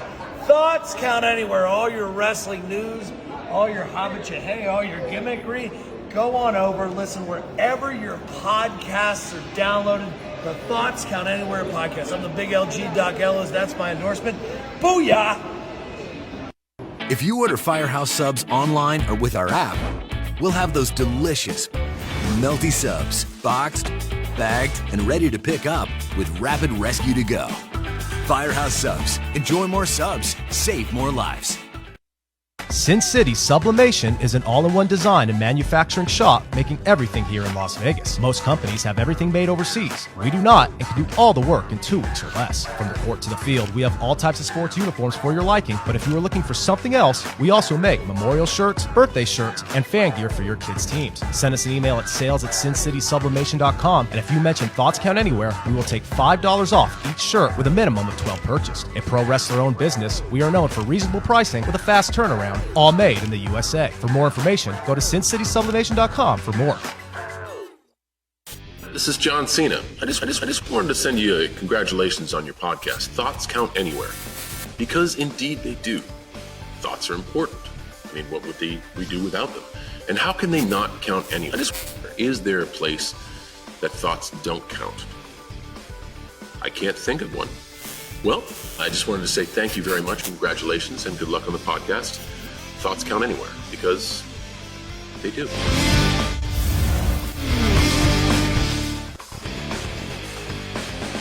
All right. Plenty to talk about here on TCA, and what a great conversation that was with Eddie Edwards. And if you want to join the conversation, be sure to find us.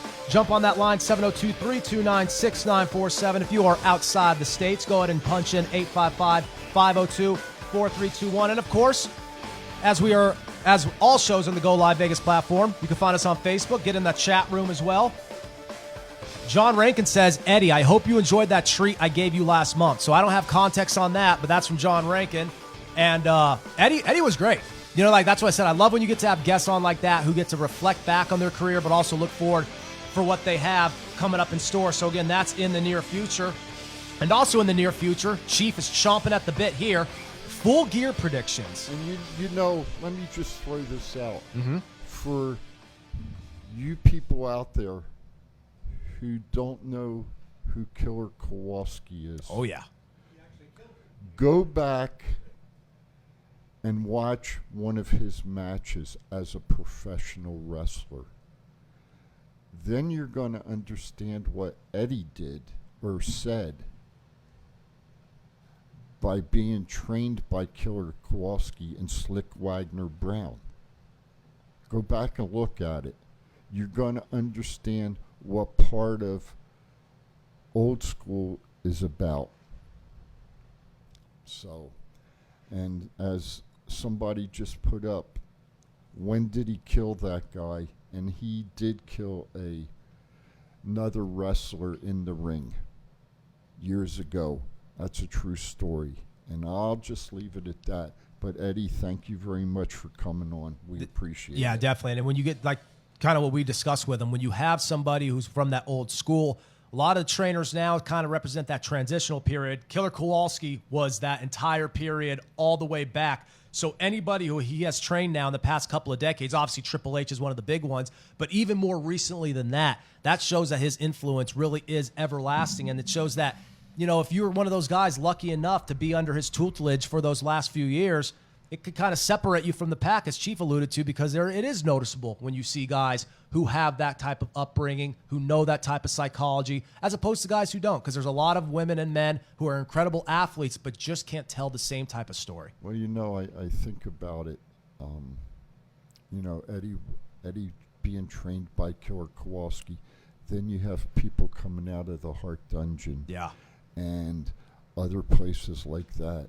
And, you know, as you just alluded to, the ring psychology, the wrestling, knowing how to take care of your opponent, becoming world champions, it says something about the way they were trained.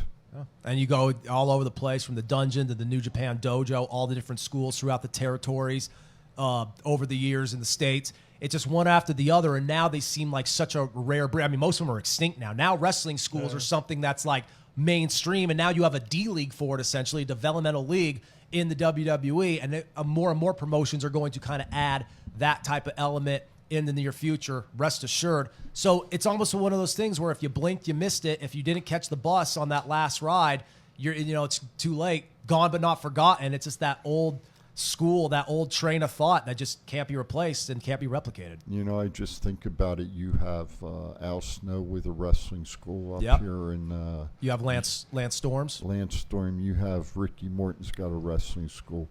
Austin Idol's got a wrestling school. These are old school type people. There you go. There's a picture of the killer. Yes, Killer sir. Kowalski. And he was a hell of a wrestler. And I'll say it this way, he was one tough son of a bitch. Yeah, he was the first to really popularize the claw, right? Because you had the Von Erichs who used it, but he was one of the first to ever really make that a move. The stomach claw. Yes, right. I'm basically going to use my hand to mutilate a part of your body. So, again, it's something you just don't see anymore. But obviously in professional wrestling, as fun as it is to reflect and to reminisce, to look back, we also have to look forward. And what we're looking forward to now, Full Gear. And obviously we like to make predictions on the show, you guys more so than me, as I'm kind of just filling in here where need be. But a very interesting card, star-studded. There's plenty to talk about here, plenty to dissect. Looking at the AEW Championship match between Kenny Omega and Adam Page, you know, I'm excited for this one. And I think a lot of people are and have been for quite a while, just because on paper these two had made for an interesting matchup. You had the title in the mix. What are your guys? What's your overall feeling on it? What are you gauging, Matt? It's been a year in the making. Yeah, and I really hope we get a new champion out of this. Kenny Omega had a good run, but it's time for some cowboy shit. I agree with that. And you know, Omega's the kind of guy who he can very easily reset after getting the title off of him. So I think in a way it would be refreshing for Omega, while also, as you said, presenting a new feel with the champion, and that's very important because AEW has had so much with Danielson and Punk and everybody else coming over. You have legends already. And I think it's also key to not lose sight of how important building around your champion is. Not saying they've done that, but I just don't want him to ever get watered down to where the champion becomes an afterthought. And a good way to prevent just that happening is to keep it fresh, keep the title moving. I think with everything the Hangman's been through recently, I agree with Matt. I think it's time. Yeah. I'm picking the Hangman. And the reason I am is because he went back and he told the Young Bucks to stay the hell out of his match. And he meant it. That was a potato shot, okay? The way he said it. It was a potato shot. I love how that's the running theme of the show, potato. And I think it's his time, and I think we're going to see a new champion. And I've got a good feeling. I think Kenny's heading back to Japan. I think a lot of people kind of need to prepare themselves for that possibility as well. Not saying we won't ever see him again, but we have to be cognizant of the fact that this is a guy who's had such a strong brand elsewhere, has such a following at the international level. He's a guy who loves the country of Japan more than life itself to begin with. So you know he has a longing to get back there at some point. I think it's inevitable we'll see him in that realm again. But at the same time, just Kenny Omega being able to do what he has done in AEW and them signing him in 2019 was so big. I mean, we remember just 2-3 years ago now, that sent shockwaves through the industry, much like bringing in Jericho did. Let me ask you this. Chief. I think Kenny's going to be saying Ohio Gozaimasu in the morning in Tokyo. There you go. And that's Chief's prediction for that matchup in terms of the AEW Championship. Let's focus on the AEW Women's Championship, though, however. What are you feeling on that, Chief? Do you think there'll also be a change in title there or what? No? I think Britt's going to retain. I do, too. It's just my opinion. Yeah, I think for all the reasons we mentioned how Hangman winning the title would make sense logically, I think Britt keeping the title is the same exact thing. It just makes more sense right now. What do you think, Matt? I think Britt Baker's still going to be champion, but Tay Conti has come a long way since like her NXT days, and she's like a total 180 what it used to be. Conti needs to look good in the match. I think Baker retains, but this has to be one of those back and forth type of affairs that shows Conti could one day have that belt. Yeah, for sure. Tay Conti's my new hubcap. Hubcap and potato. That's the running theme not here. Your hubcap? You're just saying she's eye candy. Have you seen her in the ring? Yes. Tune into TNT on Wednesdays or YouTube, something. Why? Get your eyes on the visual feed. Now I'm really curious. Who's the best woman wrestler right now? Who do I think? Yeah. Seriously? Yeah. Out of all of them? Thunder Rosa. And Nicholas Brunette in the chat room actually says he could see Conti winning. And again, if you want to share your predictions, share your opinions on the Carters, anything else going on within the world of professional wrestling, jump on the line, 702-329-6947, 855-502-4321 outside the United States. And again, we want to continue to hear your thoughts. And I get it. I mean, hey, Nicholas nailed it. I could also see Conti winning in terms of the person being equipped for the title. I just think in the immediate sense, in terms of timing, it makes more sense. He got awful quiet when I said Thunder Rosa. he hopped on Google or something or on social media, started pecking at his keyboard. Matt, let me ask you this. Darby Allin, MJF, that's honestly what I'm most excited for, just because of the two. In terms of the actual stakes of the matchup, you can make the case that the championship bouts are bigger. But Darby Allin versus MJF, you want to talk about one that moves the needle. Have you ever seen in recent memory a natural heel at such a young age? Isn't he like 23? He's not even 24 yet. That's mind-blowing. He's incredible. And the version we are seeing of him now is probably going to be lame compared to the version we see down the road. All he's doing is that, like Eddie talked about it. Professional wrestling is all about being a sponge, absorbing everything from your surroundings. That's what MJF's doing. I can't wait to see him in the future. And he's going against Darby Allin, who you could say the exact same thing. A guy whose stock is going to get even bigger.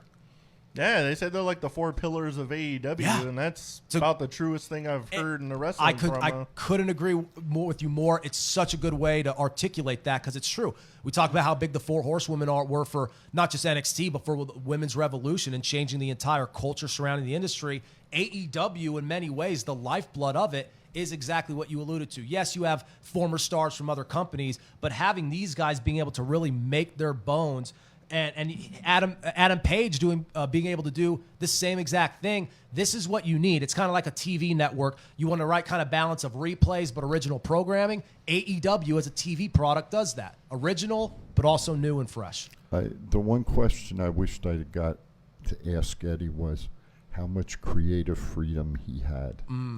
So I'm going to say this about this match right here.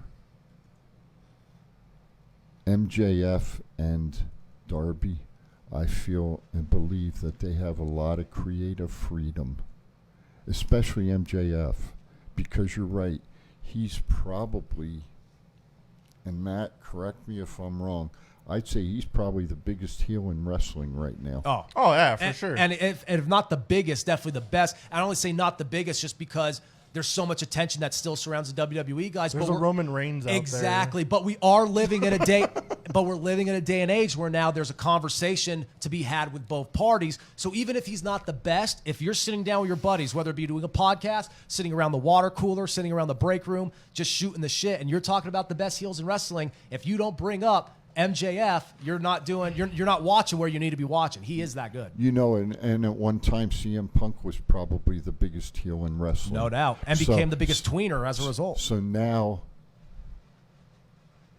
MJF, hopefully, is picking Punk's brain on being more creative as a heel.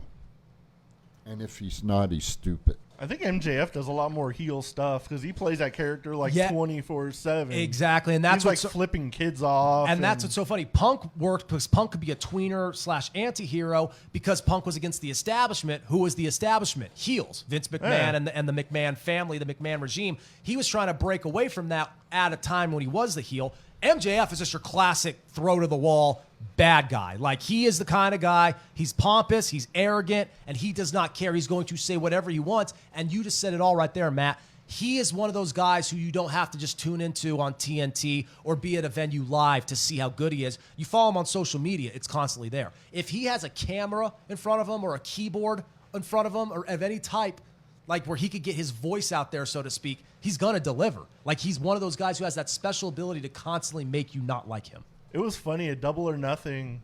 We went like behind where near where like the exit gate is because they're catching like all the wrestlers leaving, and a couple of the people had like pictures for MJF, and he came out, and they were like, "MJF, would you mind signing?" He was like, "Suck my dick." Yeah, it's like unreal. And he just kept going. Like, and they were like, "No, for real, MJF, would you sign?" He was like, "Fuck off." Yeah. And he just kept going. I was like, that was way funnier than signing an autograph. I don't even care. He's like, he's staying in character. yeah. Kayfabe is like, it's not even kayfabe or like there's no work or shoot. He is MJF at all times. And that's what the Dudleys did at their time during ECW back in the day. Like, great heels know how to not only piss you off, they know how to make you hate them to where they're all like, dude, this isn't a character. I just despise this dude's existence. Yeah. Well, you know, even his parents had a sign that says, "We're MJF parents, and we hate him too." And this is a kid. Great. And this is a kid who he like started as a child actor. He did skits on like late night talk shows. Rosie O'Donnell. Yeah, right. That's exactly what it was. Rosie O'Donnell. Go figure. Daytime talk shows. Exactly. He is very easy to root against, just like so many guys on the roster are very easy to root for. And one of them being obviously is one of Chief's all-time favorite, Bryan Danielson, taking on Miro. You mentioned that matchup in the first hour, Chief, when we got going here. What do you think is going to be the outcome there?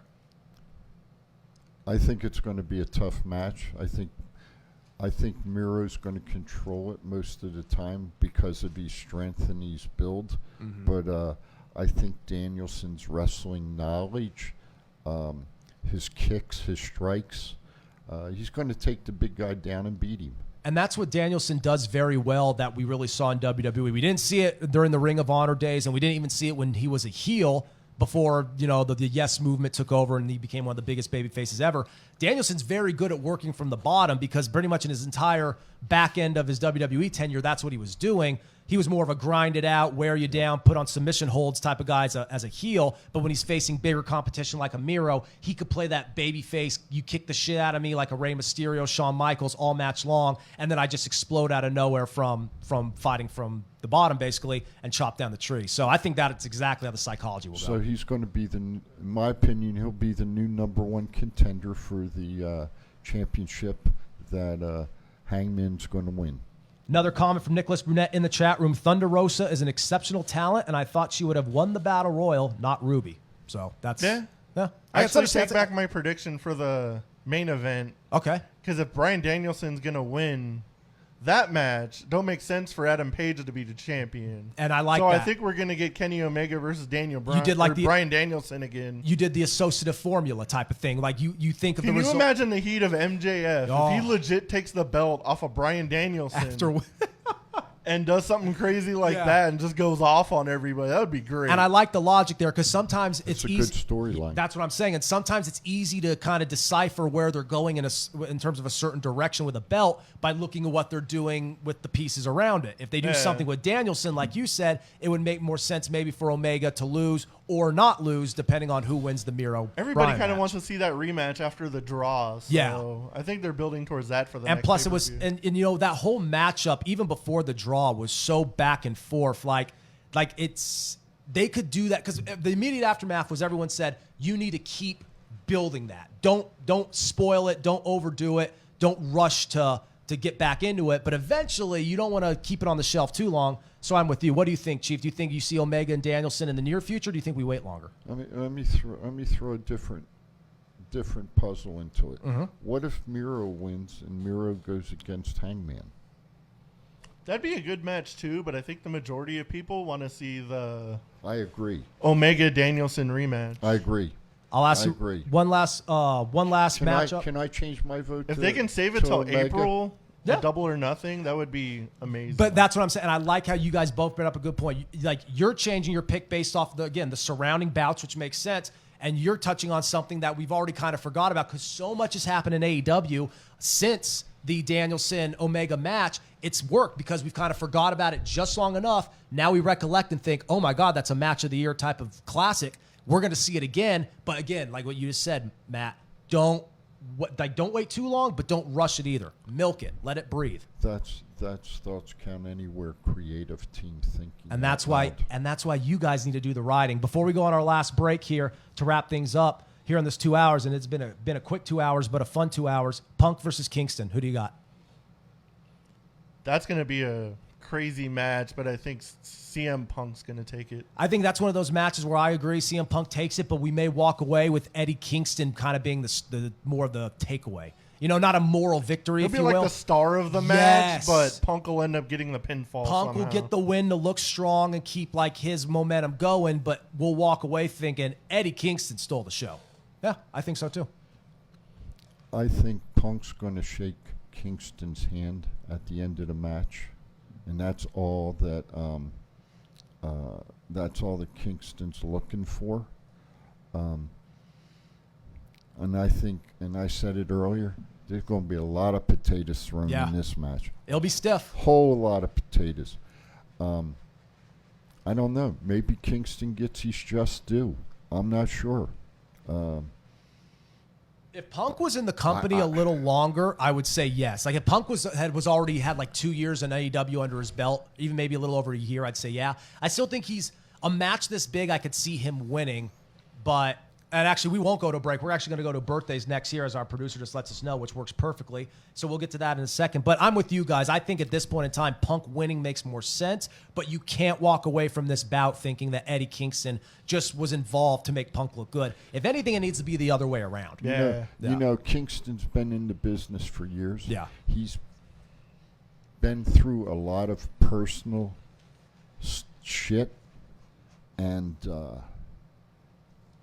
you know, I don't disagree with you fellas. It'd be good pater. Saying Punk, but I'll tell you what, it wouldn't break my heart if it was Kingston. And I'm sure plenty of other people agree with you. And that's why it's interesting. We're at a point where now indie darling for so many years like CM Punk, and then you have someone like Eddie Kingston who kind of has that same sentimental value. Not only is it hard to predict who's going to win, it's hard to kind of choose who you're going to root for. Who's the dog going to be for you in this fight. So definitely interesting. We're excited for Full Gear. So there's our predictions. We're happy to get some of yours as well in the chat room. And again, if we have about 15 minutes left, or about 10 minutes left, I should say. 702-329-6947. Accurate on that.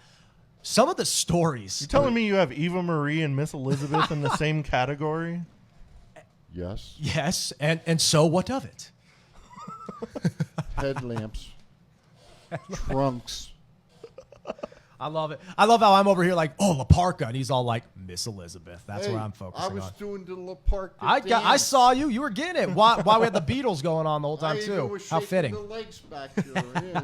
But you know that's what's fitting because again, Savage's birthday on the 15th, Miss Elizabeth's on the 19th, 4 days apart. But in hindsight, some of these, and Randy Savage is one of my all-time favorites. He's one of the most important, let alone one of the best to ever do it. Some of these stories you read in hindsight about Savage and Miss Elizabeth, like it's one of those things that we talk about blurring the lines of fiction and reality, what's kayfabe, what's not, revealing too much. He was a very protective man, to say the least. You know, Very true. Yeah. I don't want to see us go down the wrong road with Randy and Miss Elizabeth right now because You called her hubcap first. yeah. I was gonna, No, Matt's no, all like, Matt's no, like, no. yeah, you already. I see it. Yeah, you crossed that just line. give me a minute. Let me finish my thought. All right. Unfortunately, Amend it. Randy and his brother's dad, Angelo Mosca, Yep. passed away this weekend. And Or this week, Yeah. excuse me. And what an incredible family the Pofos were. Just that whole Memphis territory. There's really two names that's kind of stick out. It's those and Lawler. And it's like without that family and without what Lawler did, they really brought that territory into the forefront. Obviously the Jarretts. There's some other names there Bill too. Dundee. Bill Dundee, right? There's some big names, but without the Pofos and Lawler, it doesn't happen.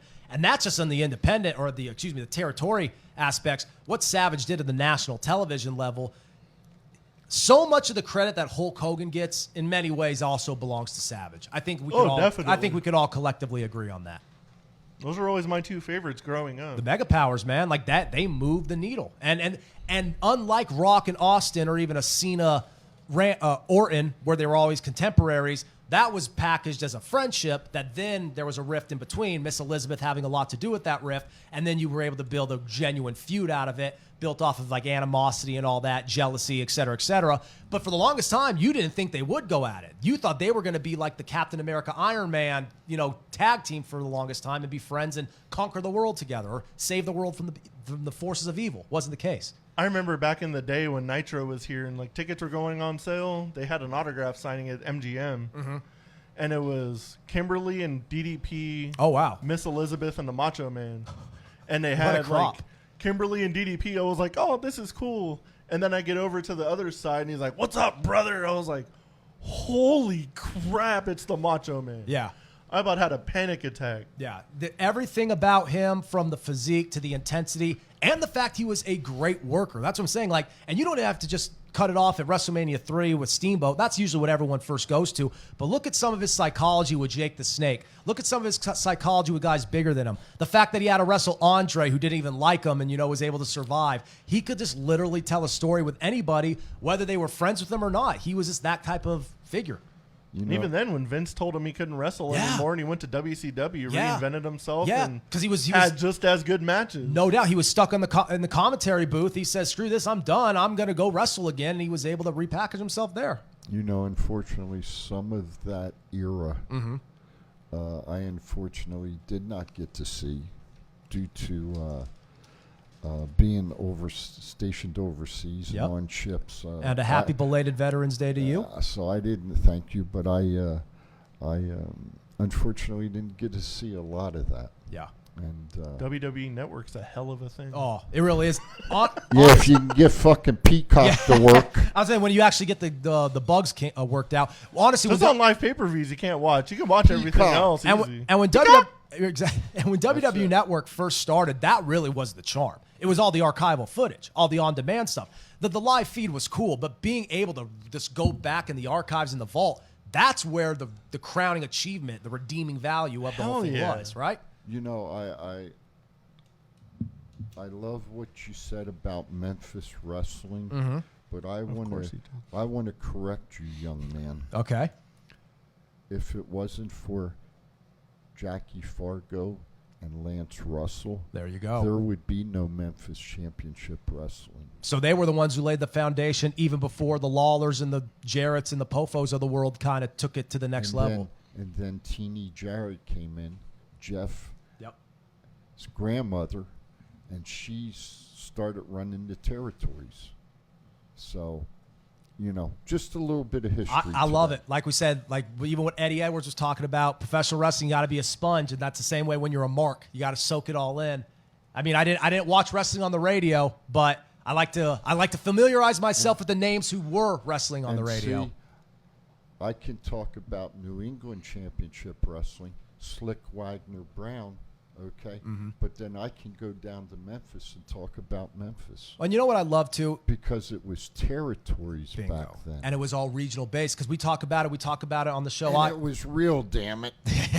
And we talk about the show that I host every Saturday morning before on Unsportsmanlike Conduct. It's one thing I emphasize, how college football is such a regional game, and depending on where you go in the country, you're going to see a different caliber of athlete and a different style of play in college football. That's how professional wrestling used to be. Guys who wrestled in the Southeast were not the same as the Midwest and the Rust Belt. Guys in that area were not the same as the guys in the Northeast or in the Atlantic coastal area. Everywhere you went, there was a different type of feel to it because there was a different culture before it kind of became all conglomerated into one big banner, which was what McMahon ultimately was going for. Since I missed 9/10 of your guys' show in the beginning, I love it. Okay. I was asleep. Hey, Was Chief talking about his time in football when there was no helmet? And The do leather it- do was, it pads. was Chief Old Leatherhead. Little leather helmets. Yeah. Aaron, how much time we got left, brother? Like 1 minute. Okay. Final thoughts. I love it. Chief's all like, I'll segue here so we don't have to recollect on my football background. Before there was grass. No, Everybody have a safe week. Happy Veterans Day to everybody. Absolutely. Go watch Red Notice. I heard it's a really good movie. Yeah. Rock's out promoting. And go check out all the new stuff on Disney Plus for the Marvel. If you're a comic book fan, it's a good time to be a comic book fan. Hell yeah. Gentlemen, it was an absolute honor to be here. Hey, Aaron, put the camera on me for a minute. Let's will ya? get Chief one last time. Let's get the mug.